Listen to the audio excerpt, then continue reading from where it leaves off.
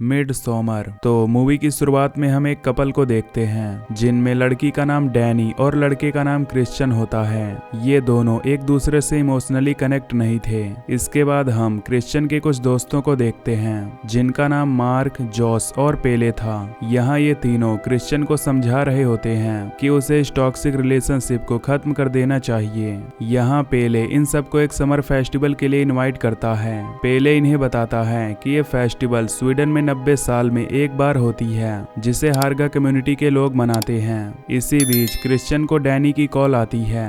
दरअसल डैनी की बहन टेरी को बाइपोलर डिसीज थी जिसके कारण उसने अपने माता पिता और खुद को मार लिया था, जिससे डैनी अब पूरी तरह टूट चुकी थी। इसीलिए क्रिश्चियन डैनी को कंफर्ट करने की कोशिश करता है और उसे भी अपने साथ उस स्वीडन ट्रिप पर आने के लिए कहता है। हालांकि डैनी इससे खुश नहीं होती पर वो क्रिश्चियन की बात को मान लेती है। यहाँ पेले जब डैनी को उनके साथ चलता देखता है तो काफी खुश होता है और उसे बताता है कि उसके गांव में एक मैक्वीन को क्राउन करने का ट्रेडिशन है जिसे पिछली बार उसकी बहन ने जीता था, और वो बताता है कि उसके पेरेंट्स भी जल कर मारे गए थे।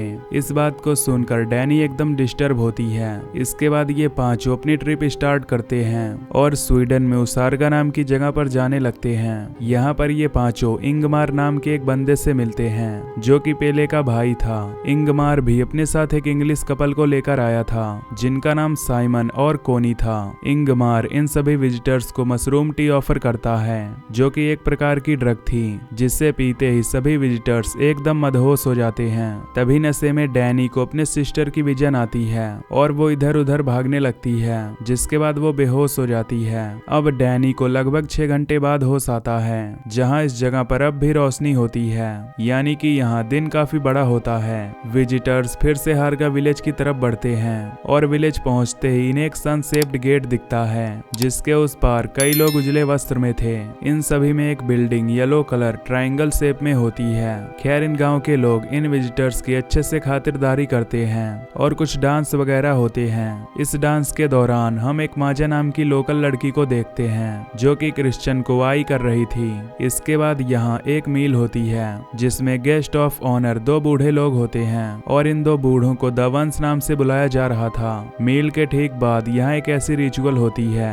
जिसे देखकर सभी विजिटर्स एकदम शॉक में पड़ जाते हैं। इस रिचुअल में वही 2 बूढ़े लोग माउंटेन टॉप पर जाकर अपने हैंड्स को कट करते हैं और अपने ब्लडी हाथ से एक खास सिंबल वाले रॉक पर निशान बना देते हैं। इसके बाद ये दोनों बूढ़े लोग माउंटेन टॉप से कूदकर अपनी जान देने की कोशिश करते हैं, जिसमें बूढ़ी औरत एक पत्थर से टकराकर मारी जाती है, लेकिन बूढ़ा इंसान चोटिल होकर जिंदा बच जाता है और जोर जोर से कराहने लगता है। उसके साथ ही इस कम्युनिटी के सारे लोग कराहने लगते हैं। उसके ठीक बाद कुछ लोग चिल्लाते हुए एक लकड़ी के हथौड़े से उस पर मारते हैं जिससे उसकी वहीं मौत हो जाती है।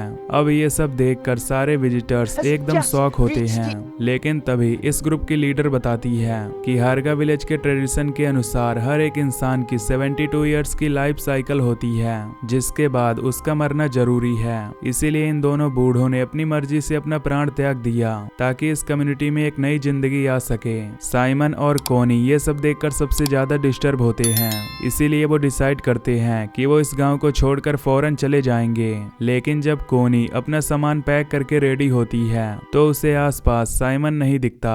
पूछताछ करने पर एक विलेजर बताता है कि साइमन पहले ही ट्रेन स्टेशन जा चुका है और ये थोड़ा अजीब होता है क्योंकि साइमन कोनी को इस तरह अकेला छोड़कर नहीं जा सकता था। विलेजर बताता है कि बहुत जल्द कोनी को भी एक ट्रेन स्टेशन में छोड़ा जाएगा, जिससे हम समझ पाते हैं कि शायद ये विलेजर साइमन को मार चुके हैं और जल्द ही वो कोनी को भी मार डालेंगे। दूसरी तरफ हम जॉस को देख पाते हैं जो इस विलेज के रिचुअल वगैरह में काफी इंटरेस्टेड था और वो अपनी एक थीसिस पेपर लिखना चाहता था।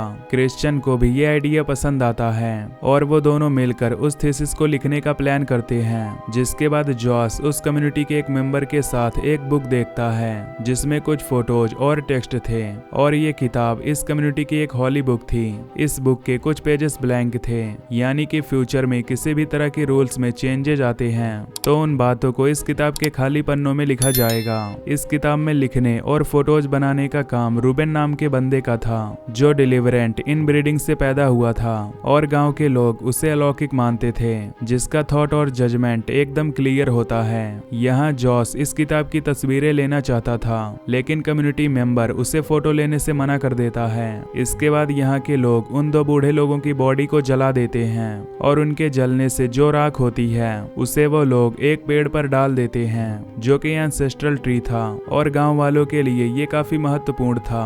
खैर इधर मार्क को इस पेड़ के बारे में पता नहीं था, इसीलिए वो वहाँ सूसू कर देता है, जो कि उन गांव वालों के लिए काफी डिसरेस्पेक्टफुल बात होती है। खैर मील के वक्त एक लड़की मार्क को अपने साथ बाकियों से दूर ले जाती है और वहाँ उसे इस हरकत के लिए उसे शायद मार दिया जाता है। उसी रात जॉस चोरी छिपे उस जगह पर पहुंचता है जहां इस कम्युनिटी की होली बुक रखी थी और वो इस किताब की फोटोज लेने की सोचता है। फोटोज लेते वक्त जॉस को दरवाजे पर कोई अनजान आदमी दिखता है, जो कि उसे मार्क जैसा लगता है, लेकिन वो अनजान बंदा जॉस के सर पर हमला करके उसे बेहोश कर देता है। और तभी हम देखते हैं कि ये अनजान आदमी मार्क के चेहरे की स्किन को पहने हुए होता है, यानी कि उन्होंने मार्क को मार दिया था और ये आदमी उसी गांव का एक मेंबर है।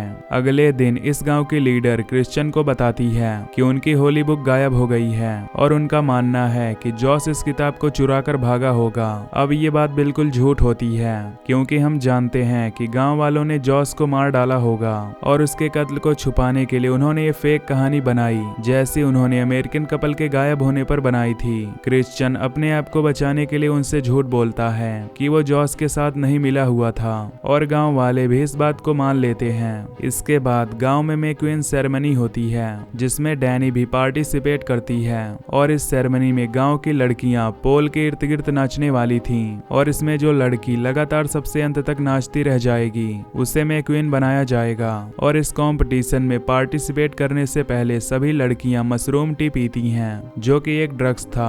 अब ड्रग्स के इफेक्ट में सारी लड़कियां नाचना शुरू करती हैं और डैनी भी ड्रग्स के नशे में सरप्राइजली बाकी लड़कियों के साथ स्वीडन बोलने लग गई थी। डैनी थोड़ी एनर्जी के साथ डांस करती है और एंड में हम देख पाते हैं कि डैनी ही लास्ट में खड़ी रहती है, यानी कि डैनी इस कंपटीशन को जीतकर मैक्वीन बन गई थी। अब डैनी के मैक्वीन बनते ही पेले उसे किस करता है और गांव के सभी लोग अलग अलग रिचुअल की मदद से डैनी को रिस्पेक्ट दे रहे थे। इस दौरान क्रिश्चियन को मशरूम टी दिया जाता है, जिससे वो नशे में हो जाता है और इस कम्युनिटी की लीडर क्रिश्चियन को इन्फ्लुएंस करती है कि वो माजा के साथ शारीरिक संबंध बनाएगा और उसे प्रेग्नेंट करेगा। लीडर का कहना था कि माजा अब बड़ी हो चुकी है और क्रिश्चियन को एस्ट्रोलॉजिकली उसे चुना गया है, जिस वजह से उसे ऐसा करना होगा।